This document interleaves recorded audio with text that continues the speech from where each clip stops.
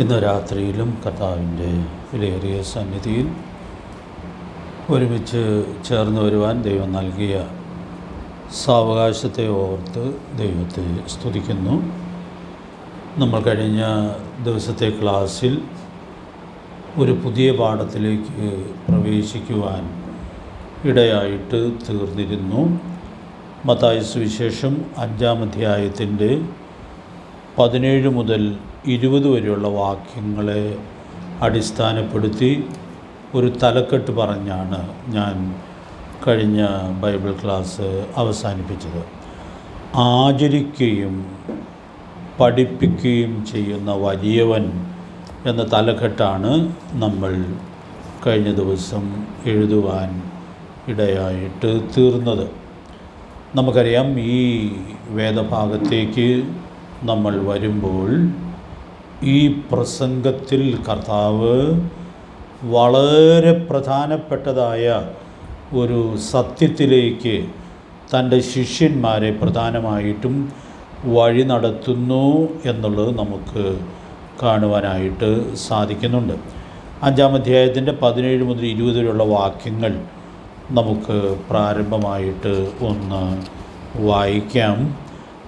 നിങ്ങൾ പലവട്ടം ഒരുപക്ഷെ വായിച്ച് കാണുമായിരിക്കും എന്ന് ഞാൻ വിചാരിക്കുന്നു. എങ്കിലും ഈ വേദഭാഗങ്ങൾ നമ്മൾ ചിന്തിക്കാനായിട്ട് പോകുന്നു എന്നുള്ളത് കൊണ്ട് പ്രാരംഭമായിട്ടത് വായിക്കാം എന്ന് കരുതുന്നു.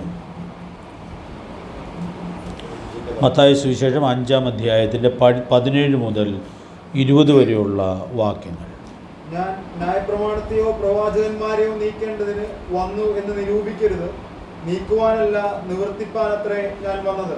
സത്യമായിട്ട് ഞാൻ നിങ്ങളോട് പറയുന്നു, ആകാശവും ഭൂമിയും ഒഴിഞ്ഞു പോകും വരെ സകലവും നിവൃത്തിയാകുവോളം ന്യായപ്രമാണത്തിൽ നിന്ന് ഒരു പുള്ളിയെങ്കിലും ഒരു നാളും ഒഴിഞ്ഞു പോകുകയില്ല. ആകയാൽ ഈ ഏറ്റവും ചെറിയ കൽപ്പനകളിൽ ഒന്നഴിക്കുകയും മനുഷ്യരെ അങ്ങനെ പഠിപ്പിക്കുകയും ചെയ്യുന്നവൻ സ്വർഗരാജ്യത്തിൽ ഏറ്റവും ചെറിയവൻ എന്ന് വിളിക്കപ്പെടും. അവയെ ആചരിക്കുകയും പഠിപ്പിക്കുകയും ചെയ്യുന്നവനോ സ്വർഗരാജ്യത്തിൽ വലിയവൻ എന്ന് വിളിക്കപ്പെടും. നിങ്ങളുടെ നീതി ശാസ്ത്രിമാരുടെയും പരീശന്മാരുടെയും നീതിയെ കഴിയുന്നില്ലെങ്കിൽ നിങ്ങൾ സ്വർഗരാജ്യത്തിൽ കിടക്കുകയില്ല എന്ന് ഞാൻ നിങ്ങളോട് പറയുന്നു. ഈ വാക്യങ്ങൾ നമുക്ക് വളരെ പരിചയമുള്ള വാക്യങ്ങളാണ്. പല വിഷയങ്ങളുടെ പഠനത്തിലും നമ്മൾ ഈ വേദഭാഗം കഴിഞ്ഞ നാളുകളിൽ ചിന്തിച്ചിട്ടുമുള്ളതാണ്. ഈ വേദഭാഗത്ത് പല സത്യങ്ങൾ നമ്മുടെ കർത്താവ് ഈ പ്രസംഗത്തിൽ വെളിപ്പെടുത്തുന്നുണ്ട്. അപ്പോൾ അതിൽ ഏറ്റവും കാതലായിട്ട് ഞാനിത് വായിക്കുകയും ധ്യാനിക്കുകയും ചെയ്തപ്പോൾ ഉൾക്കൊണ്ട വാക്കുകളാണ് ഇതിൻ്റെ തലക്കെട്ടായിട്ട് സൂചിപ്പിക്കുവാൻ ഇടയായിട്ട് തീർന്നത്. നമുക്കറിയാം, ദൈവത്തിൻ്റെ വചനം ആചരിച്ച് പഠിപ്പിക്കേണ്ടതിൻ്റെ മഹത്വം ഇവിടെ കർത്താവ് വെളിപ്പെടുത്തുന്നുണ്ട്. അതാണ് നമ്മൾ തലക്കെട്ടിൽ ഉൾക്കൊള്ളുവാൻ ഇടയായിട്ട് തീർന്നത്. വചനം ആചരിക്കുകയും പഠിപ്പിക്കുകയും ചെയ്യുന്നവൻ സ്വർഗരാജ്യത്തിൽ ഏറ്റവും വലിയവൻ എന്ന് വിളിക്കപ്പെടും. നമ്മൾ വായിച്ചപ്പോൾ കണ്ടു, നമ്മുടെ കർത്താവ് അതിൻ്റെ മറുവശവും പറയുന്നുണ്ട്. ആ മറുവശത്തിൻ്റെ വാക്കുകളൊക്കെ നമുക്ക് വളരെ കൃത്യമായിട്ട് അറിയാം. ആചരിക്കുകയും പഠിപ്പിക്കുകയും ചെയ്യുന്ന ഒരു കൂട്ടമുണ്ടെങ്കിൽ മറുവശത്ത് വചനം അഴിക്കുകയും പഠിപ്പിക്കുകയും ചെയ്യുന്നതായ ആളുകളും ഉണ്ട്. അപ്പോൾ ദൈവത്തിൻ്റെ വചനം അങ്ങനെയും പഠിപ്പിക്കാം. അതിനങ്ങനെ ഞാൻ വിശദീകരണവും ഉദാഹരണവും ഒന്നും പറയേണ്ടതായ ആവശ്യമുണ്ട് എന്നെനിക്ക് തോന്നുന്നില്ല. എങ്കിലും കഴിഞ്ഞ ദിവസങ്ങളിൽ നമ്മളുടെ പഠനത്തിൽ ഓർത്ത ഒരു ഉദാഹരണം ഒന്ന് സൂചിപ്പിച്ചാൽ മതി എന്ന് ഞാൻ വിചാരിക്കുകയാണ്. ദൈവവചനത്തിലെ ഏറ്റവും അടിസ്ഥാനപരമായ കൽപ്പനകളെ അഴിക്കുകയും പഠിപ്പിക്കുകയും ചെയ്ത കാര്യം കർത്താവ് പലവട്ടം വേദനയോടെ പറയുവാൻ ഇടയായിട്ട് തീർന്നിട്ടുണ്ട്. അതിലെ ഒരു ഉദാഹരണം നമ്മൾ ചിന്തിച്ചു എന്നാണ് എൻ്റെ ഓർമ്മ. മാതാപിതാക്കളുള്ള കടപ്പാടുകൾ നിർവഹിക്കുന്നതിന് വളരെ പ്രധാനപ്പെട്ടതായ കൽപ്പന ദൈവ ന്യായപ്രമാണത്തിൽ തന്നിട്ടുണ്ട്. അതെന്ത് ഗൗരവമായിട്ടാണ് പറഞ്ഞിട്ടുള്ളത്. മക്കളെ, നിങ്ങളുടെ അമ്മയപ്പന്മാരെ കർത്താവിനെ അനുസരിപ്പിൻ, അത് ന്യായമല്ലോ എന്ന് പറഞ്ഞുകൊണ്ട് നിനക്ക് നന്മയുണ്ടാകുവാനും നീ ഭൂമിയിൽ ദീർഘായുസ്സോടിരിപ്പാനും അപ്പനെയും അമ്മയും ബഹുമാനിക്കുക എന്നുള്ളതായ കൽപ്പന ആവർത്തിച്ച് നമുക്ക് കാണാനായിട്ട് സാധിക്കുന്നുണ്ട്. അവർക്ക് പ്രത്യുപകാരം ചെയ്യാനുള്ള കൽപ്പനയും നമുക്ക് കാണാനായിട്ട് സാധിക്കുന്നുണ്ട്.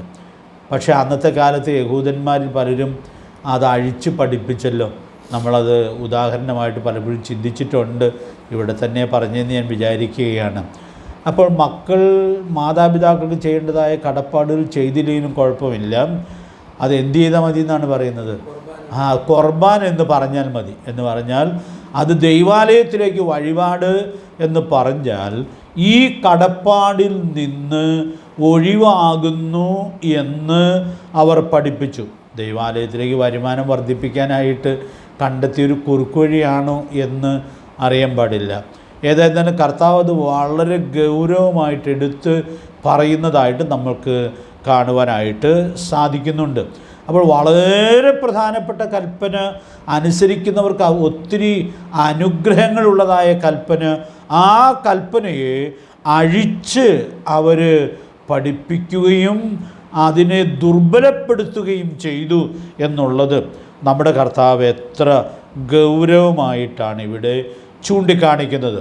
അപ്പം അതുകൊണ്ട് നമ്മളൊരിക്കലും ആ ഗണത്തിൽ വരുന്നില്ല എന്നുള്ളത് എല്ലാ സൂക്ഷ്മതയോടും കൂടി ഉറപ്പാക്കാനുള്ളതായ ആവശ്യകതയുണ്ട്. എന്നുള്ളതിൻ്റെ പോസിറ്റീവായിട്ടുള്ള വശം പറയാം എന്ന് ഞാൻ വിചാരിക്കുകയായിരുന്നു. കർത്താവ് ഇത് പറഞ്ഞിട്ട് പിന്നെ പറഞ്ഞു, ഇവയെ ആചരിക്കുകയും പഠിപ്പിക്കുകയും ചെയ്യുന്നവൻ സ്വർഗരാജ്യത്തിൽ വലിയവൻ എന്ന് വിളിക്കപ്പെടും. അപ്പോൾ ഈ ആചരിക്കുക പഠിപ്പിക്കുക എന്നുള്ളതിലേക്കൊക്കെ ഞാൻ പിന്നീട് വരാം എന്ന് വിചാരിക്കുകയാണ്. അപ്പം അതുകൊണ്ട് ഈ പാഠം തുടങ്ങുമ്പോൾ ഞാൻ വിചാരിച്ചു, നമ്മുടെ കർത്താവ് ഇവിടെ ശിഷ്യന്മാരെ പുതിയൊരു ദർശനത്തിലേക്ക് കൊണ്ടുപോവുകയാണ്. ആ ദർശനം എന്താണെന്നുള്ളത് ഞാൻ വിശദീകരണം പറയാതെ തന്നെ നിങ്ങൾക്ക് ഉൾക്കൊള്ളാവുന്നതേയുള്ളൂ. ഈ വാക്കുകൾ അതുപോലെ ഒരാൾ ഉൾക്കൊള്ളാനിടയായിട്ട് തീർന്നാൽ ആ വ്യക്തി തൻ്റെ ജീവിതത്തിൽ ലക്ഷ്യമാക്കുന്നത് എന്തായിരിക്കും? ലക്ഷ്യമാക്കുന്നത് എന്തായിരിക്കും? സ്വർഗത്തിൽ പോകുമെന്നുള്ള ലക്ഷ്യത്തിലല്ല, അതൊരു വിശ്വാസിയുടെ ലക്ഷ്യമാണ്. സ്വർഗത്തിൽ പോകുമെന്ന് മാത്രമല്ല, അവിടെ വലിയവനായിരിക്കണം എന്നുള്ളതായ ആ വലിയ ലക്ഷ്യത്തെ മുമ്പിൽ വെച്ചുകൊണ്ട് ജീവിക്കാൻ ഇടയായിട്ട് തീരും. അതുകൊണ്ട് പ്രിയ ദൈവമക്കളെ, ഞാനിവിടെ ഈ തുടക്കത്തിൽ പങ്കിടാനായിട്ട് ആഗ്രഹിക്കുന്നതായ കാര്യം ഇതാണ്. നമുക്ക് ഈ വലിയ ലക്ഷ്യം മുൻപിൽ വെച്ച് ജീവിക്കാനായിട്ട് സാധിക്കട്ടെ. നമ്മൾ നിത്യതയെ പ്രത്യാശിച്ചുകൊണ്ട് ജീവിക്കുന്നവരായ ആളുകളാണ്. അപ്പോൾ അവിടെ വലിയവനായി തീരുക എന്നുള്ളതായ ആ വ്യവസ്ഥയുടെ പ്രാധാന്യം ഉൾക്കൊണ്ട് ആ വ്യവസ്ഥ പാലിച്ച് ജീവിക്കാനുള്ള, ശുശ്രൂഷിക്കാനുള്ളതായ വലിയ ഉത്തരവാദിത്വം നമ്മുടെ കർത്താവ് ഇവിടെ തൻ്റെ ശിഷ്യന്മാർക്ക് കൈമാറുന്നതായി നമ്മൾ കാണുകയാണ്. അപ്പോൾ ഇത് അവരെ അത്ഭുതപ്പെടുത്തിയൊരു കാര്യമായിരിക്കും, ശിഷ്യന്മാരെ അത്ഭുതപ്പെടുത്തിയതായൊരു കാര്യമായിരിക്കും. കാരണം അന്ന് ഉണ്ടായിരുന്ന ആത്മീക നേതൃത്വം പ്രധാനമായിട്ടും ലക്ഷ്യമാക്കിയ കാര്യങ്ങൾ കർത്താവിൻ്റെ പ്രതിപാദനത്തിൽ നമുക്ക് വളരെ വ്യക്തമായിട്ട് കാണുവാൻ സാധിക്കുന്നുണ്ട്. അതിൻ്റെ എല്ലാ ഭാഗങ്ങളും നമ്മൾ ഈ പഠനത്തിൽ ചിന്തിക്കണമെന്ന് ആഗ്രഹിക്കുന്നില്ല. എന്നാൽ അതിൽ ഒരു വേദഭാഗം, നല്ല പരിചയമുള്ളൊരു വേദഭാഗം ഞാനൊരു ഉദാഹരണമായിട്ട് പറയാം എന്ന് കരുതുകയാണ്. മത്തായി സുവിശേഷം 23-ാം അധ്യായത്തിൻ്റെ 5 മുതലുള്ള വാക്യങ്ങൾ നമ്മൾ വായിക്കുമ്പോൾ, അവിടുത്തെ ആ വാക്യങ്ങൾ നമുക്ക് നല്ല പരിചയമുള്ളതാകൊണ്ട് നമ്മളിപ്പോൾ ആ വാക്യങ്ങൾ മുഴുവനും വായിക്കണ്ട എന്ന് കരുതുകയാണ്. അവിടെ നമ്മുടെ കർത്താവ് അന്നത്തെ ആത്മീക നേതൃത്വം ചെയ്തു വന്നിരുന്നതായ ഒരു വ്യതിചലനവും അവിടെ എടുത്തു പറയുന്നതായി നമുക്ക് വായിക്കാനായിട്ട് സാധിക്കുന്നുണ്ട്.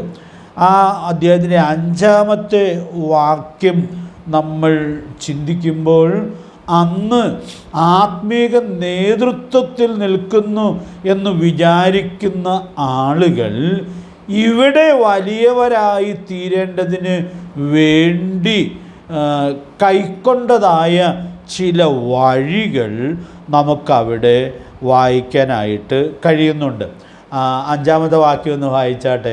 മത്തായി സുവിശേഷം 23-ാം അധ്യായം അതിൻ്റെ 5-ാമത്തെ വാക്യം.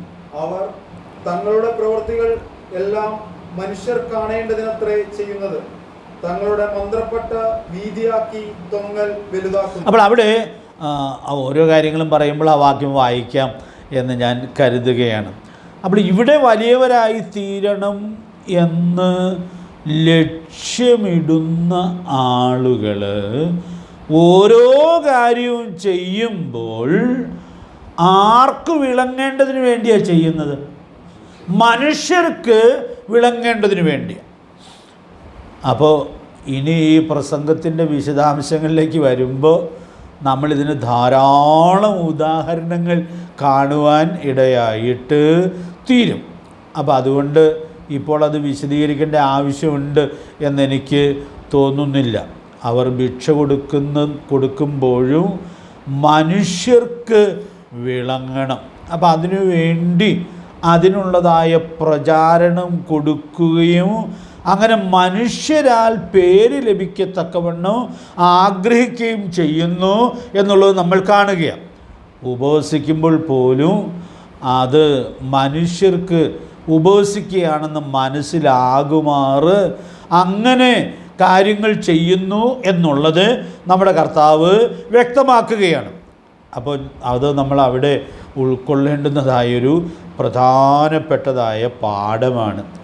അപ്പോൾ ഈ ലോകത്തിൽ വലിയവരായിട്ട് തീരണം, മനുഷ്യരുടെ ഇടയിൽ നല്ല പേര് കിട്ടണം എന്നൊക്കെ ആഗ്രഹിക്കുന്ന ആളുകൾ ചില നല്ല കാര്യങ്ങളൊക്കെ ചെയ്യുമ്പോഴും നമ്മുടെ കർത്താവ് പറഞ്ഞ വാക്ക് എത്രയോ മനോഹരമായ അർത്ഥപൂർണമായൊരു വാക്കാണ്.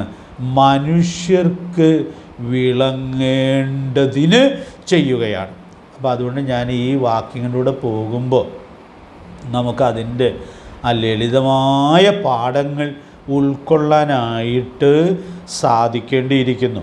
ഈ ഗിരിപ്രഭാഷണം നമ്മൾ പഠിക്കുമ്പോൾ ഈ ഒരു പാഠം ഒന്ന് ഉൾക്കൊണ്ടിരുന്നാൽ നല്ലതാണ്. മനുഷ്യരെ പ്രസാദിപ്പിക്കുവാനോ അവരുടെ സൽപ്പേരിനും വേണ്ടി ഞാനൊന്നും ചെയ്യുകയില്ല എന്നുള്ളതായ നിർണയം നിങ്ങൾക്ക് സൂക്ഷിക്കാനായിട്ട് സാധിക്കുന്നത് ദൈവത്തിന് ഏറ്റവും പ്രസാദകരമായ കാര്യമായിരിക്കും. കാരണം മനുഷ്യർക്ക് വിളങ്ങേണ്ടതിന് വേണ്ടിയല്ല നാം ചെയ്യേണ്ടത്. പിന്നെ ഗിരിപ്രഭാഷണത്തിൽ കർത്താവ് മുമ്പോട്ട് പോകുമ്പോൾ ഓർപ്പിക്കുന്നുണ്ട്, നിങ്ങളിത് രഹസ്യത്തിൽ ചെയ്താൽ ആര് പ്രതിഫലം നൽകും? രഹസ്യത്തിൽ കാണുന്ന സ്വർഗീയ പിതാവ് പ്രതിഫലം നൽകും.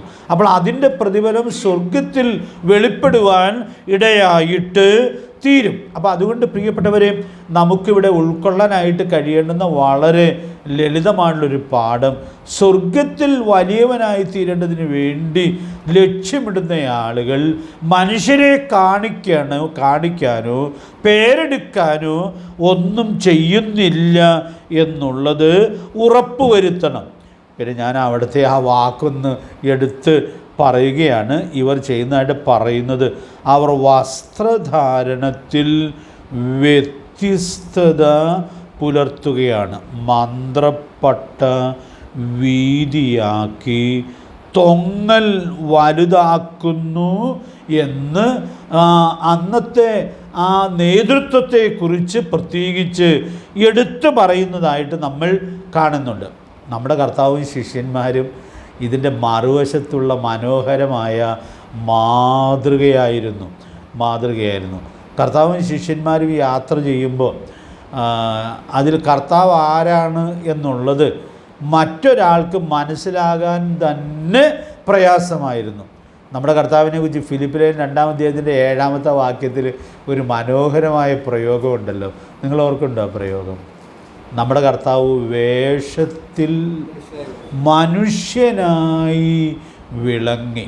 നമുക്കറിയാം ക്രിസ്തീയ ഗോളത്തിലും വേഷത്തിൽ ഒരു മനുഷ്യൻ എന്നുള്ളതിനേക്കാൾ അവരുടെ നേതൃത്വത്തിൻ്റെ പ്രകൃതം വെളിപ്പെടുത്തുന്ന വസ്ത്രധാരണ ക്രമീകരണം എന്നുള്ളത് ക്രിസ്തീയ ഗോളത്തിൽ നമ്മൾ വളരെ വ്യാപകമായി കാണുകയാണ്. അപ്പോൾ അതുകൊണ്ട് ഞാനിവിടെ ഓർപ്പിക്കാൻ ആഗ്രഹിക്കുന്നത്, നമ്മുടെ കർത്താവ് വളരെ മനോഹരമായ വ്യത്യസ്തമായൊരു നേതൃത്വത്തിൻ്റെ പാഠങ്ങൾ പഠിപ്പിക്കുന്നു. ഈ ശിഷ്യന്മാർ കണ്ടു പരിചയിച്ചതിൽ നിന്നും വളരെ വ്യത്യസ്തമായിട്ടുള്ള പാഠങ്ങളാണ് ഇവിടെ ഓർപ്പിക്കുന്നത് എന്നുള്ളതായ കാര്യം നമുക്കിവിടെ ഓർക്കാനായിട്ട് സാധിക്കും. അപ്പോൾ അതുകൊണ്ട് ഞാൻ ഇതിനൊരു ചെറിയ വിശദീകരണം പറയുന്നത്, നമ്മൾ ഇന്ന് പിൻപറ്റേണ്ടുന്ന മനോഹരമായ നേതൃത്വ പ്രകൃതം എന്നുള്ളത് മത്തായി സുവിശേഷം 23-ാം അധ്യായത്തിൽ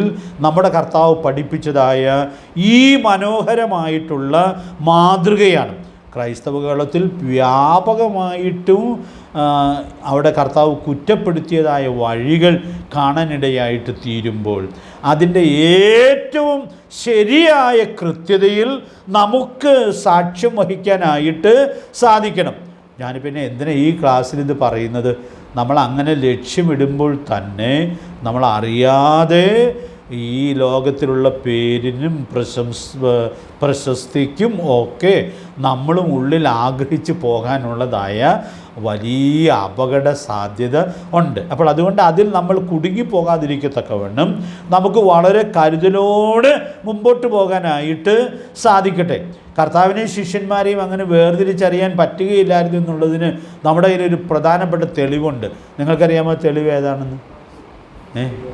നമ്മുടെ കർത്താവിനെ കാണിച്ചു കൊടുക്കാനായിട്ട് കാശ് കൊടുത്ത് ശത്രുക്കൾ ഒരാളെ കണ്ടുപിടിച്ചു. ആരെ? യൂദയെ കണ്ടുപിടിച്ചു. കാരണം ഇവരിങ്ങനെ ഒരുമിച്ച് യാത്ര ചെയ്യുമ്പോൾ കർത്താവിനെ അങ്ങനെ തിരിച്ചറിയാൻ കഴിയുമായിരുന്നെങ്കിൽ ഈ പണം അവർ മുടക്കേണ്ട ആവശ്യം വരുമായിരുന്നില്ല. ഇതിലാരാ കർത്താവ് എന്നുള്ളത് ഒരു കാഴ്ചക്കാരന് വേഗത്തിൽ തിരിച്ചറിയാൻ പോലും കഴിയാത്ത നിലയിലാണ് കർത്താവ് തൻ്റെ ശിഷ്യന്മാരോടുകൂടെ ആയിരുന്നത് എന്നുള്ളത് നമ്മൾ കാണുകയാണ്. അതുകൊണ്ട് പ്രിയപ്പെട്ടവരെ, ഈ വേഷത്തിൽ മനുഷ്യനായി വിളങ്ങി എന്നുള്ളതായ ഈ മനോഹരമായ പ്രയോഗം നേതൃത്വത്തിൻ്റെ പ്രകൃതത്തിൽ ഏറ്റവും കൃത്യമായി ഉൾക്കൊള്ളേണ്ടതിന് ദൈവാത്മാവ് നമ്മെ സഹായിക്കട്ടെ. 23-ാം അധ്യായത്തിൻ്റെ 6-ാമത്തെ വാക്യത്തിലേക്ക് വരുമ്പോൾ ഇത് നമുക്ക് എല്ലാവർക്കും അറിയാം, അതുകൊണ്ട് അത് വായിച്ചില്ലെങ്കിലും കുഴപ്പമില്ല എന്ന് ഞാൻ കരുതുകയാണ്. അവർക്ക് പ്രിയമായുള്ള ചില കാര്യങ്ങൾ ആ വാക്യത്തിൽ എടുത്തു പറയുകയാണ്. അത്താഴത്തിൽ പ്രധാന സ്ഥലം, പിന്നെ പള്ളിയിൽ മുഖ്യാസനം, അങ്ങാടിയിൽ വന്ദനം, മനുഷ്യർ റബി എന്ന് വിളിക്കുന്നത്, ഇതൊക്കെ അവർക്ക് പ്രിയമായിരുന്നു എന്നുള്ളത് നാം ഇവിടെ കാണുകയാണ്. അപ്പോൾ അവർക്ക് പ്രിയമായിരുന്നു എന്ന് നമുക്ക് പറയാൻ ഇത്തിരി എളുപ്പമാണ്. പക്ഷേ ഇതൊക്കെ ആർക്കും പ്രിയമായി പോകാവുന്നതാണ്. നമുക്കും ഇതിനോടൊക്കെ ഉള്ളതായ താല്പര്യങ്ങൾ ഉണ്ടാകുക എന്നുള്ളത് കേവലം സ്വാഭാവികമായിട്ടുള്ളതായ കാര്യമാണ്. അപ്പോൾ അതുകൊണ്ട് നമ്മൾ സ്വർഗരാജ്യത്തിൽ വലിയവനെന്നുള്ള കാര്യമാണ് ചിന്തിക്കുന്നത്. അപ്പോൾ അതുകൊണ്ട് എൻ്റെ ഉള്ളിൽ ഈ ആഗ്രഹങ്ങളെല്ലാം ഇരിക്കുകയും ഞാൻ ഈ ബൈബിൾ ക്ലാസ് എടുക്കുമ്പോൾ ഈ വചനങ്ങൾ എടുത്തു പറയുകയും ചെയ്താൽ അത് ഉൾപ്പൂകളെയും ഹൃദയങ്ങളെയും അറിയുന്ന കർത്താവിന് വളരെ കൃത്യമായിട്ട് അറിയാം. അപ്പോൾ ഈ പ്രതിപാദനത്തിന് ശേഷമാണ് കർത്താവ് കപടഭക്തിക്കെതിരെ വളരെ രൂക്ഷമായ വാക്കുകളിൽ സംസാരിക്കുവാൻ ഇടയായിട്ട് തീർന്നത്. അതുകൊണ്ട് പ്രിയപ്പെട്ടവരെയും ഞാൻ ഇപ്പോൾ ഈ ക്ലാസ്സിൽ ഇത് എടുത്തു പറയുന്നത്.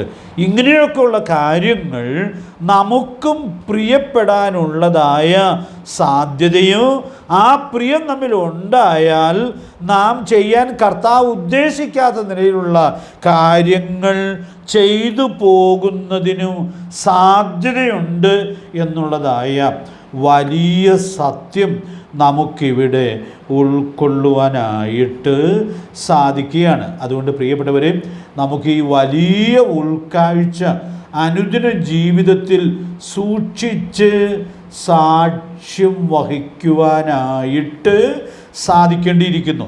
തെറ്റിപ്പോകാൻ വളരെ സാധ്യതയുള്ളൊരു മേഖലയായതുകൊണ്ട് ഞാനത് ചേർത്ത് ഓർപ്പിച്ചു എന്നേ ഉള്ളൂ.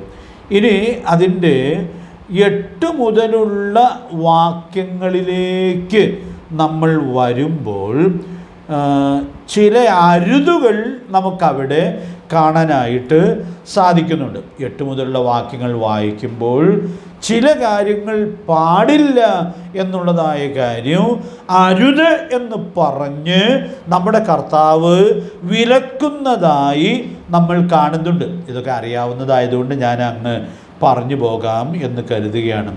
റബി എന്ന് പേരെടുക്കരുത്. ഒരുത്തനാണ് നിങ്ങളുടെ ഗുരു. ആ ഗുരു നമ്മുടെ കർത്താവാണ് എന്നുള്ളത് നമ്മൾ കാണുകയാണ്. പിന്നെ പറയുന്നത് ആരെയും പിതാവേ എന്ന് വിളിക്കരുത്. ആരെയും പിതാവേ എന്ന് വിളിക്കരുതെന്ന് പറഞ്ഞാൽ അക്ഷരാർത്ഥത്തിൽ പിതാവിനെ പിതാവേ എന്ന് വിളിക്കരുത് എന്നുള്ളതായ അർത്ഥത്തിലല്ല. പിന്നെ ആത്മീക തലത്തിൽ അങ്ങനെ വിളിക്കാൻ പാടില്ല എന്നുള്ളത് വളരെ കൃത്യമായി കർത്താവ് പറയുകയാണ്. അതോട് ചേർന്ന് പറയുന്നുണ്ട്, നമുക്കൊരു പിതാവുണ്ട്. എവിടെയാണ്?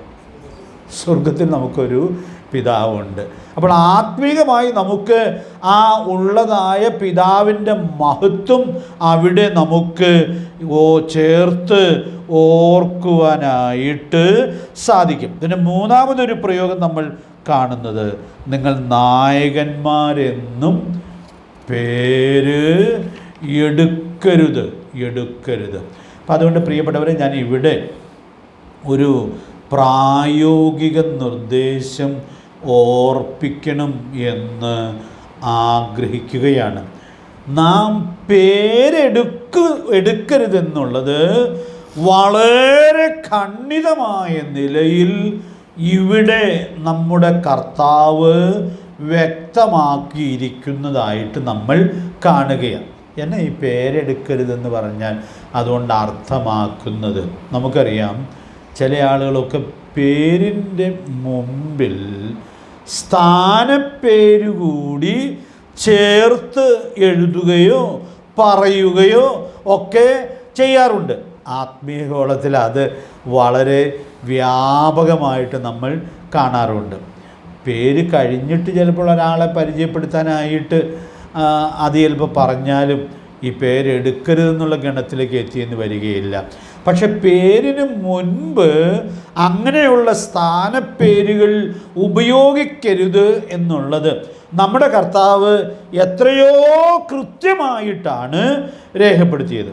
എനിക്ക് ഭയങ്കര അതിശയം, ഇത്രയും വ്യക്തമായി കർത്താവ് പറഞ്ഞിട്ടും ക്രിസ്തീയ ഗോളത്തിലും സുവിശേഷ വിഹിത കൂട്ടങ്ങളിലും ഈ കർത്താവിൻ്റെ കൽപ്പന വ്യാപകമായും ലംഘിക്കപ്പെടുന്നു എന്നുള്ളത് നമ്മൾ പൊതുവെ കാണുന്നതായ കാര്യമാണ്. അതുകൊണ്ട് നമുക്കും ബാധകമാണിത് എന്നുള്ളത് കൊണ്ട് ഞാൻ 1-2 ഉദാഹരണ പേരുകൾ ഇവിടെ ഒന്ന് പറയണം എന്ന് ആഗ്രഹിക്കുകയാണ്. ചിലരെയൊക്കെ പേരിൻ്റെ മുമ്പിൽ റെവറൻഡ് എന്നർത്ഥം വരുന്ന അതിൻ്റെ ചുരുക്ക വാക്ക് സാധാരണ ഉപയോഗിച്ച് കാണാറുണ്ട്. വേറെ നമ്മൾ കാണുന്നതായ ഫാദർ എന്ന വാക്ക് എത്രയോ വ്യാപകമായിട്ട് ഉപയോഗിച്ച് നമ്മൾ കാണുകയാണ്. അപ്പോൾ അങ്ങനെ എഴുതുന്നത് പോലെ തന്നെ ഇപ്പോൾ FR എന്ന് ചുരുക്കപ്പേരിൽ എഴുതുമെങ്കിൽ PR എന്ന് വേറെ ഒരു വാക്കിനെ അർത്ഥമാക്കിയും പേരുകളുടെ മുമ്പിൽ കൊടുക്കുന്നത് നമ്മൾ സാധാരണ കാണാറുണ്ട്. നമ്മൾ ഇതിൽ ചിലപ്പോഴൊക്കെ തെറ്റിപ്പോകാറുണ്ട്. ചില പേരുകളുടെ മുമ്പിൽ ഇവാഞ്ചലിസ്റ്റ് സോ ആൻഡ് സോ എന്ന് പറഞ്ഞ് സാധാരണ എഴുതി കാണാറുണ്ട്. ഈ വിലക്കിൽ അത് ഉൾപ്പെടുമെന്നാണ് ഞാൻ വിചാരിക്കുന്നത്. കാരണം ഈ പാസ്റ്റർ എന്നുള്ളതും സുവിശേഷകൻ എന്നുള്ളതും ദൈവം സഭയ്ക്ക് നൽകിയിട്ടുള്ളതായ കൃപാവരങ്ങളാണ്. കൃപാവരങ്ങൾ ഒരു സ്ഥാനപ്പേരല്ലല്ലോ, പിന്നെ അതൊരു ശുശ്രൂഷയാണ്. പ്രിയപ്പെട്ടവരെ, അപ്പോൾ കൃപാവരങ്ങൾ സ്ഥാനപ്പേരിൻ്റെ സ്ഥാനത്ത് കയറുമ്പോൾ കർത്താവ് അതിൽ ഉദ്ദേശിച്ചതായ ആ കൃത്യതയിൽ നിന്ന് വ്യതിചലിക്കുന്നു എന്നുള്ളത് നാം ഇവിടെ വളരെ ഗൗരവമായിട്ട് ഓർക്കുവാൻ ആവശ്യമുണ്ട്. ആരാ സ്വർഗരാജ്യത്തിൽ വലിയവൻ? നമ്മുടെ വാക്യം ഇതാചരിക്കുകയും പഠിപ്പിക്കുകയും ചെയ്യുന്നവൻ. അതുകൊണ്ട് പ്രിയപ്പെട്ടവരെ, നാം ഇത് വളരെ സൂക്ഷ്മതയോടെ കൃത്യമായിട്ട് ആചരിച്ച് നമ്മുടെ കർത്താവിൻ്റെ പ്രമാണങ്ങളോടുള്ളതായ പ്രതിബദ്ധതയും സമർപ്പണവും സൂക്ഷിക്കാനായിട്ട് ആവശ്യമുണ്ട് എന്നുള്ളത് നമ്മുടെ എല്ലാ ഗൗരവത്തിലും സൂക്ഷിക്കാനായിട്ട് ദൈവാത്മാവ് നമ്മെ സഹായിക്കട്ടെ. നമ്മുടെ കർത്താവ് പഠിപ്പിച്ച കാര്യത്തിൽ യാതൊരു അവ്യക്തതയുമില്ല. അപ്പം അതുകൊണ്ട് ഈ പഠിപ്പിച്ച വഴിയിൽ നിന്നുള്ളതായ വ്യതിചലനവും അത് വളരെ ഗൗരവമായിട്ട് തന്നെ സ്വർഗം കാണുവാൻ ഇടയായിട്ട് തീരും. നിത്യതയിൽ അത് പ്രതിഫലിക്കപ്പെടുവാനും ഇടയായിട്ട് തീരും. അതുകൊണ്ട് നമുക്ക് ഈ പ്രമാണങ്ങളെ ഏറ്റവും ശരിയായി സൂക്ഷിക്കേണ്ടതിന് ദൈവത്തിൻ്റെ പരിശുദ്ധാത്മാവ് നമുക്ക് കൃപ നൽകുമാറാകട്ടെ. എന്നിട്ട് കർത്താവ് അവിടെ വ്യക്തമാക്കിയൊരു കാര്യമുണ്ട്. നമുക്കൊരു പേര് തന്നു. അവിടെ 9-ാമത്തെ വാക്യത്തിൽ വരുമ്പോൾ നമുക്കെല്ലാവർക്കും പരിചയമുള്ള കാര്യമാണത്. ഇതെല്ലാം വിശദീകരിച്ച ശേഷം 9-ാമത്തെ വാക്യത്തിൽ ഉപയോഗിക്കാനൊരു പേര് തന്നു. എന്താ പേര്? നിങ്ങളെല്ലാവരും സഹോദരന്മാർ. പ്രിയപ്പെട്ടവരെ, അതുകൊണ്ട് നമ്മുടെ കർത്താവ് ഈ വേദഭാഗത്ത് വെളിപ്പെടുത്തുന്നതായ ആ ലളിതമായിട്ടുള്ള സത്യം അതിൻ്റെ കൃത്യതയിൽ സൂക്ഷിക്കാനായിട്ട് സാധിക്കട്ടെ. ഈ സഹോദരന്മാരെന്നുള്ളതായ ഈ നാമം കർത്താവിൽ നിന്ന് ജനിച്ചിട്ടുള്ളതായ എല്ലാവർക്കും ഉപയോഗിക്കാവുന്ന നാമമായിട്ടാണ് ഇരിക്കുന്നത്. അപ്പോൾ സഹോദരന്മാരെന്നുള്ളതിൽ സഹോദരിമാർ ഉൾപ്പെടുകയില്ലേ എന്നൊരു ചോദ്യം നിങ്ങളാരും ചോദിക്കുകയില്ല എന്ന് ഞാൻ വിചാരിക്കുകയാണ്. സഹോദരന്മാരെന്ന് വേദപുസ്തകത്തിൽ പറയുന്നിടത്തെല്ലാം ആരും കൂടെ ഉൾപ്പെടും, സഹോദരിമാരും ഉൾപ്പെടും. ഒരു വാക്യം, ഒരു ഉദാഹരണത്തിന് വേണ്ടി പറയാം. എബ്രായലേഖനം 3-ാം അധ്യായം തുടങ്ങുന്നത് എങ്ങനെയാണെന്ന് നിങ്ങൾക്കറിയാമല്ലോ അല്ലേ? ആകയാൽ വിശുദ്ധ സഹോദരന്മാർ. അപ്പോൾ അവിടെ സഹോദരന്മാർ മാത്രമല്ലല്ലോ, സഹോദരിമാരും ആ പ്രയോഗത്തിൽ ഉൾക്കൊണ്ടിരിക്കുന്നു എന്നുള്ളത് നമുക്ക് ഇവിടെ ഉൾക്കൊള്ളുവാനായിട്ട് സാധിക്കുന്നുണ്ട്. അതുകൊണ്ട് ഞാൻ ഇന്ന് രാത്രി ഓർപ്പിക്കാനായിട്ട് ആഗ്രഹിക്കുന്ന കാര്യം, ഒത്തിരി വ്യതിചലനം കർത്താവ് നൽകിയ കൽപ്പനയിൽ നിന്ന് സംഭവിച്ചിട്ടുള്ളതായ ഈ മേഖലയിൽ അത് കൃത്യമായി ആചരിച്ച് സൂക്ഷിക്കേണ്ടതിന് ദൈവത്തിൻ്റെ പരിശുദ്ധാത്മാവ് നമുക്ക് കൃപ നൽകട്ടെ. അപ്പോൾ ഇനി നമ്മളിവിടെ ചിന്തിക്കുന്ന കാര്യം അത് ഞാൻ തുടക്കം മുതലേ പറഞ്ഞു എങ്കിലും അതൊരു ചോദ്യമായിട്ട് ഓർപ്പിക്കുകയാണ്. ആരാണ് സ്വർഗരാജ്യത്തിൽ വലിയവൻ?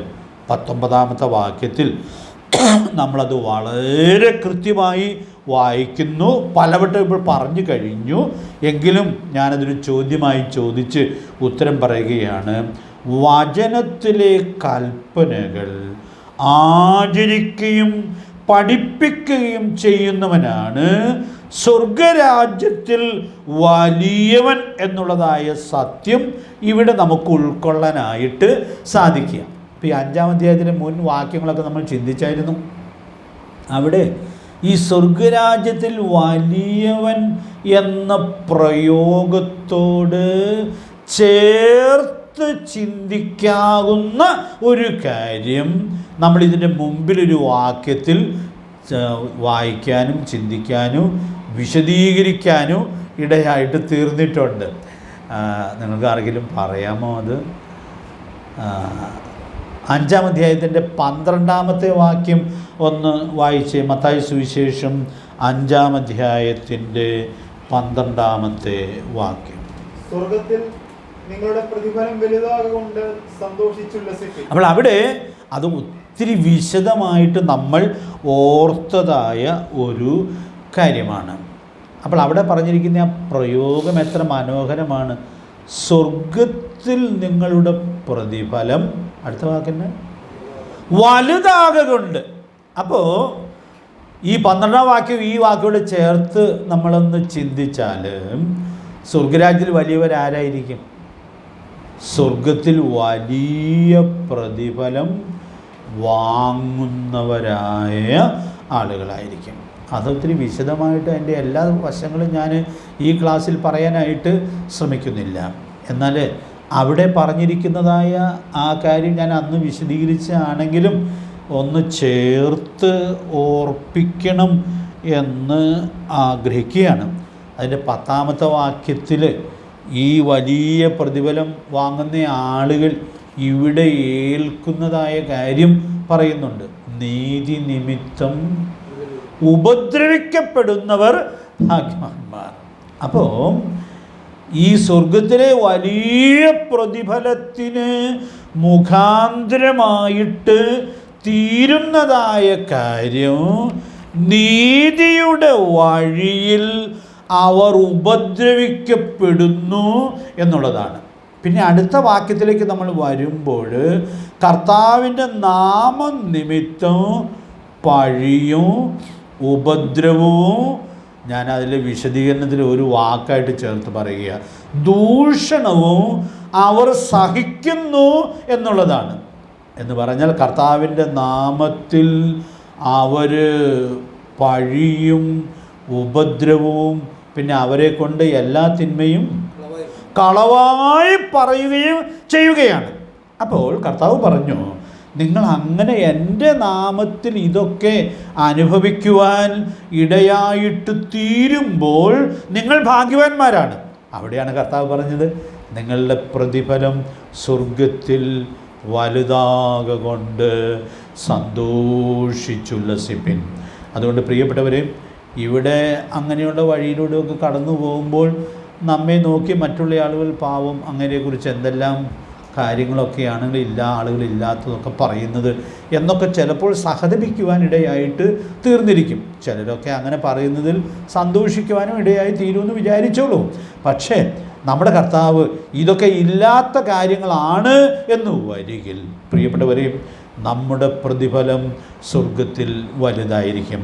അതുകൊണ്ട് ഈ പ്രതിഫലത്തെക്കുറിച്ചുള്ളതായ ശരിയായ ഉൾക്കാഴ്ച ഒരു ദൈവ പൈതലിനെ ഭരിക്കാനിടയായിട്ട് തീർന്നാൽ ഇങ്ങനെയൊക്കെയുള്ള കാര്യങ്ങളുടെ മുമ്പിൽ തളരുകയില്ലെന്ന് മാത്രമല്ല, പിന്നെയോ ഇങ്ങനെയൊക്കെയുള്ള കാര്യങ്ങളെ വളരെ ആവേശത്തോടെ ഏറ്റെടുത്ത് സന്തോഷത്തോടെ സഹിക്കുവാൻ ഇടയായിട്ട് തീരും. സഹിക്കുന്നവരാണല്ലോ കൂടെ വാഴുന്നത്.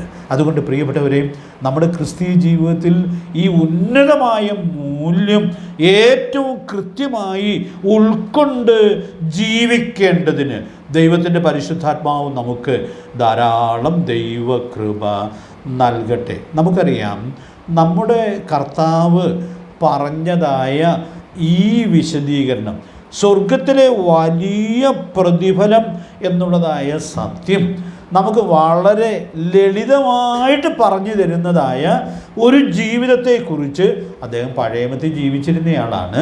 പക്ഷേ പുതിയ നിയമത്തിൽ അതിൻ്റെ വിശദീകരണം അദ്ദേഹത്തെക്കുറിച്ച് പറയുന്നുണ്ട്. ആരാണ് നിങ്ങൾക്ക് പിടുത്തം കിട്ടിയ പ്രതിഫലം നോക്കിയ ഒരാൾ? മോശയെക്കുറിച്ച് നമുക്ക് ഒറ്റ ശ്വാസത്തിൽ എന്തെല്ലാം കാര്യങ്ങൾ പറയാനായിട്ടുണ്ട്. എന്നാൽ അതിലേക്കൊന്നും ഞാൻ പോകുന്നില്ല. ദൈവഭവനത്തിലൊക്കെ വിശ്വസ്തനായിരുന്ന മോശ, അതാണല്ലോ നമ്മുടെ ചിന്താവിഷയം. അപ്പോൾ അതുകൊണ്ട് ആ വാക്ക് മാത്രം ഞാനൊന്ന് എടുത്തു പറയുകയാണ്. എബ്രായ ലേഖനകാരൻ മോശയെക്കുറിച്ച് രേഖപ്പെടുത്തുമ്പോൾ മോശ പ്രതിഫലം നോക്കിയ ആളാണ് എന്നുള്ളത് എടുത്തു പറയുകയാണ്. ഒരു കാതലായ ദൂത് പറയാനുള്ള ആഗ്രഹത്തോടു കൂടി ഞാൻ ഈ കാര്യം ഒന്ന് പരാമർശിക്കുക. നമുക്കേറെ പരിചയമുള്ളതായ വാക്യങ്ങളാണ്. ഒന്ന് വായിക്കണം നമുക്ക്. 11-ാം അധ്യായത്തിൻ്റെ 25-ഉം 26-ഉം വാക്യങ്ങൾ. പ്രതിഫലം നോക്കിയതുകൊണ്ട് ഫറവോന്റെ പുത്രിയുടെ മകൻ എന്ന് വിളിക്കപ്പെടുന്നത് നിരസിക്കുകയും മിസ്രയീമിലെ നിക്ഷേപങ്ങളെക്കാൾ ക്രിസ്തുവിന് നിന്ന വലിയ ധനം എന്നെണ്ണുകയും ചെയ്തു. അപ്പോൾ അവിടെ നമുക്ക് കാണുന്നതായൊരു കാര്യം, എബ്രായലേഖകൻ എഴുതുകയാണ്, പ്രതിഫലം നോക്കിയതുകൊണ്ട് മോശ വിശ്വാസത്തിൻ്റെ വഴിയിൽ എന്തൊക്കെ ചെയ്തു എന്നുള്ളതായ കാര്യം നാം ഇവിടെ കാണുകയാണ്. അപ്പോൾ അതിൽ ഒരു 3 കാര്യമുണ്ട്. ആ 3 കാര്യം പറഞ്ഞിട്ട് ഞാൻ ദൂത് പറയാം എന്നാഗ്രഹിക്കുക. ഫറവോൻ്റെ പുത്രിയുടെ മകൻ എന്ന് വിളിക്കപ്പെടുന്നത് എന്ത് ചെയ്തു? നിരസിച്ചു. അപ്പോൾ എന്ത് നോക്കിയാണ് നിരസിച്ചത്? പ്രതിഫലം നോക്കിയാണ് നിരസിച്ചത്. ഞാൻ ഇവിടെ തന്നെ അങ്ങ് പറയുകയാണത്. ഫറവോൻ്റെ പുത്രിയുടെ മകനായിട്ട് മോശ വളർന്നാൽ, അതിനെ വലുതായി കണ്ടാൽ, മിസ്രയീമിലെ ഫറവോയായിട്ട് തീരാനുള്ളതായ സ്ഥാനീയമായ സാധ്യത മോശയ്ക്കുണ്ടായിരുന്നു എന്നാണ് മോശയെക്കുറിച്ച് പറയുന്നത്. പക്ഷേ മോശ പ്രതിഫലം നോക്കിയപ്പോൾ, നമ്മുടെ വാക്കൊന്ന് വ്യക്തമാക്കാൻ വേണ്ടി ഞാൻ ഇങ്ങനെ പറയട്ടെ, മിസ്രയീമിലെ ഏറ്റവും വലിയവനായി തീരാനുള്ളതായ ആ സാധ്യതയെ തള്ളിക്കളഞ്ഞ് പ്രതിഫലം നോക്കിയതുകൊണ്ട് മോശ വിശ്വാസത്തിൻ്റെ ഉറച്ച ഒരു സ്റ്റാൻഡ് എടുക്കുവാൻ ഇടയായിട്ട് തീർന്നു. രണ്ടാമത്തെ പ്രയോഗം ഞാൻ അങ്ങ് ചേർത്ത് പറയാം. മിസ്രയീമിലെ നിക്ഷേപങ്ങളെ നിരസിച്ചു. മിസ്രയീമിലെ നിക്ഷേപങ്ങളെക്കുറിച്ച് ഒരിക്കലൊരു ദൈവദാസൻ വചനം പറയുമ്പോൾ, അവരുടെ മൃതശരീരങ്ങൾ അടക്കിയിട്ടുള്ളതായ കല്ലറകൾക്കുള്ളിൽ പോലും ഇന്നത്തെ നിലയിൽ കോടിക്കണക്കിന് രൂപയുടെ ആസ്തി വരുന്ന കാര്യങ്ങൾ ഉൾക്കൊള്ളിച്ചാണ് അവർ മൃതശരീരം അടക്കിയിരുന്നതെന്നാണ് പറയുന്നത്. അതുകൊണ്ട് ലോകത്തിൽ അവരുടെ ആ മൃതശരീരം അടക്കിയിരിക്കുന്നതായ പിരമിഡുകൾ പണ്ടൊക്കെ 7 അത്ഭുതങ്ങളിൽ ഒരു അത്ഭുതമായിട്ട് ഇരുന്നു. അപ്പോൾ മിസ്രയീമിലെ അധികാരിയായിട്ട് തീർന്നാൽ ഈ കുന്നുകൂട്ടിയിരിക്കുന്ന സമ്പത്തിൻ്റെ എല്ലാം ഉടമസ്ഥനായിട്ട് മോശ തീരുകയാണ്. ഇവിടെ ഞാൻ ആ വാക്കൊന്ന് ചേർത്ത് പറയട്ടെ.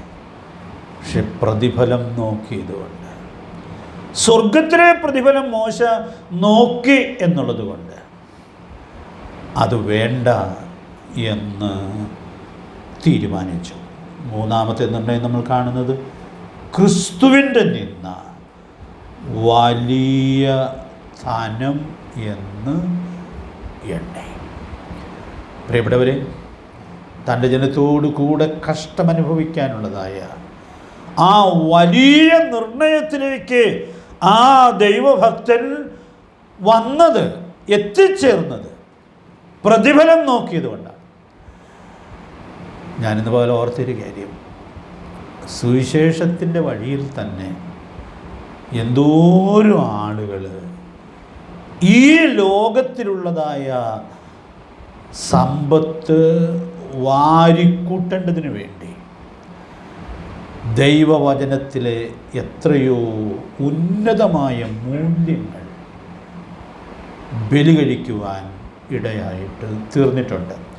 ഞാൻ ഈ വാചകം പറയുമ്പോൾ നമ്മുടെ സമൂഹത്തിൽ അങ്ങനെയൊക്കെ ദുഷ്പേരെടുത്തതായ ചില ആളുകൾ നിങ്ങളുടെ മനസ്സിൽ വരുന്നുണ്ടായിരിക്കും എന്ന് ഞാൻ വിചാരിക്കുന്നു. ഞാൻ ആരുടെയും പേര് പറയുന്നില്ല. പ്രിയപ്പെട്ടവരെ, സുവിശേഷത്തിൻ്റെ മാർഗം എന്നുള്ളത് അതിൽ സമ്പത്തിൻ്റെ വരുമാനവും ഒരു മാർഗമാണ്. ശരിയായ ദൈവഭക്തി എന്താകുന്നു എന്നാണ് പറയുന്നത്? ആദായമാണ്. പക്ഷേ ലക്ഷ്യം തെറ്റുമ്പോൾ അത് ആദായ സൂത്രമാക്കി മാറ്റുന്നു എന്നുള്ളത് വ്യാപകമായി കാണുകയാണ്. അങ്ങനെ വാരിക്കൂട്ടിയ ആളുകളാണ് വലിയ ആളുകളായിട്ട് പലപ്പോഴും കണക്കാക്കപ്പെടുവാൻ ഇടയായിട്ട് തീരുന്നത്. അതുകൊണ്ട് ഞാൻ ഇന്ന് രാത്രിയിൽ ഓർപ്പിക്കാനായിട്ട് ആഗ്രഹിക്കുന്നതായ കാര്യം, സ്വർഗത്തിൽ വലിയ ആളുകൾ സ്വർഗത്തിൽ വലിയ പ്രതിഫലം വാങ്ങുന്നവരായ ആളുകളാണ്. അതുകൊണ്ട് പ്രിയപ്പെട്ടവർ, നമ്മൾ ഓരോ ദിവസവും ജീവിക്കുമ്പോൾ നമ്മുടെ ലക്ഷ്യം ഇതായിരിക്കട്ടെ: സ്വർഗരാജ്യത്തിൽ വലിയവൻ എന്ന് വിളിക്കപ്പെടും. നമ്മുടെ ചിന്താവിഷയത്തിലെ കാതലായ വാക്ക് ഞാനിവിടെ ചേർത്ത് പറയട്ടെ. ദൈവത്തിൻ്റെ വചനത്തിൽ നമുക്ക് ബോധ്യപ്പെട്ടിട്ടുള്ളതായ ദൈവവചന സത്യങ്ങൾ അഴിച്ച് പഠിപ്പിച്ച് ധനം സമ്പാദിക്കാനോ ഇവിടെ വലിയവനായി തീരുവാനോ ഇടയായിട്ട് തീരാതെ, അതേറ്റവും കൃത്യമായി ആചരിച്ച് പഠിപ്പിച്ച് സ്വർഗത്തിൽ വലിയവൻ എന്നുള്ളതായ വലിയ ലക്ഷ്യത്തെ മുമ്പിൽ വെച്ച് ജീവിക്കേണ്ടതിന് ദൈവത്തിൻ്റെ ആത്മാവ് നമ്മെ സഹായിക്കട്ടെ. അതുകൊണ്ട് ആചരിച്ച് പഠിപ്പിക്കണം. ഇതിൻ്റെ പല വിശദാംശങ്ങളും നമ്മൾ നേരത്തെ ചിന്തിച്ചിട്ടുണ്ട്. എങ്കിൽ ഈ അടുത്ത കാലത്ത് ആവർത്തന പുസ്തകം പഠിച്ചപ്പോൾ ഈ ആചരിച്ച് പഠിപ്പിക്കാനുള്ളൊരു പ്രബോധനം നമുക്കെല്ലാവർക്കും ദൈവാത്മാവ് നൽകിയിട്ടുള്ളതായ ഒരു വാക്യമുണ്ട്. അടുത്ത ക്ലാസ്സിൽ വരുമ്പോൾ ആ വാക്യം ഏതാണെന്ന് ഞാൻ നിങ്ങളോട് ചോദിക്കാം. നമ്മൾ ബൈബിൾ പരീക്ഷയുടെ വഴിയിൽ പോയപ്പോഴൊക്കെ വളരെ പ്രധാനമായിട്ടും ചിന്തിച്ചതായൊരു വാക്യമാണിത്. അപ്പോൾ അതുകൊണ്ട് അതൊന്ന് നോക്കിക്കൊണ്ട് വരണമേ എന്ന് ഓർപ്പിക്കുകയാണ്.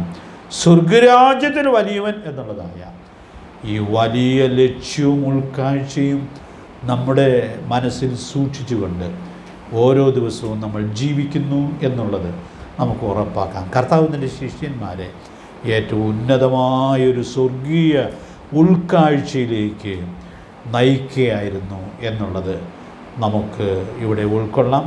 നമുക്കും ആ ഉൾക്കാഴ്ചയോടെ ഈ പ്രസംഗത്തിൻ്റെ വിശദാംശങ്ങളിലേക്ക് കടക്കാൻ ശ്രമിക്കാം. ദൈവാത്മാവ് നമ്മെ സഹായിക്കട്ടെ. കർത്താവിൻ്റെ വിലയേറിയ നാമം വാഴ്ത്തപ്പെടുമാറാകട്ടെ.